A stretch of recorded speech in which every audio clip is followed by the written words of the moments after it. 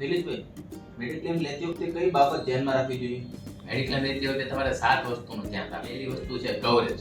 Coverage એટલે તમારી policy અંદર કઈ કઈ વસ્તુ કવર છે, જેમ કે ઓપીડી, દાખલ થયા પહેલાનો ખર્ચો, પછીનો ખર્ચો, એમ્બ્યુલન્સનો ખર્ચો, આઈસીયુ, આ બધી વસ્તુ તમારે ખાસ ધ્યાનમાં રાખવી. બીજી વસ્તુ છે સમ ઇન્શ્યોર્ડ. સમ ઇન્શ્યોર્ડ એટલે તમે જે સિટીમાં રહો છો ત્યાં હોસ્પિટલનો ખર્ચો શું થાય છે તમારા વિસ્તારમાં. 5 થી 10 લાખની પોલિસી જો તો ઇનફ છે, અથવા તો એનાથી વધારે લેવી જોઈએ.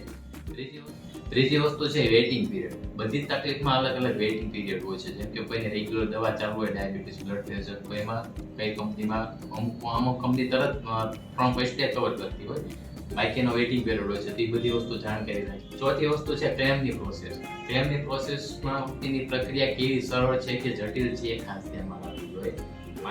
પાંચમી વસ્તુ છે સબ લિમિટ. સબ લિમિટ એટલે કેવું હોય છે કે અમુક સર્જરીમાં લિમિટ હોય છે, જેમ કે કેટરેક્ટ છે તો અમુક કંપની વાઇઝ અલગ પર હાઇટની કોસ્ટની લિમિટ હોય છે, તો એ ખાસ ધ્યાનમાં રાખવું જોઈએ. છઠ્ઠું છે સિનિયર સિટીઝન કવર. ઉંમર વધે તેમ રોગો પણ જોઈ શકાય, પણ કવરેજ અને પ્રીમિયમ બંને સમજી લેવા જોઈએ. સાતમું છે ડિસ્ક્લોઝર.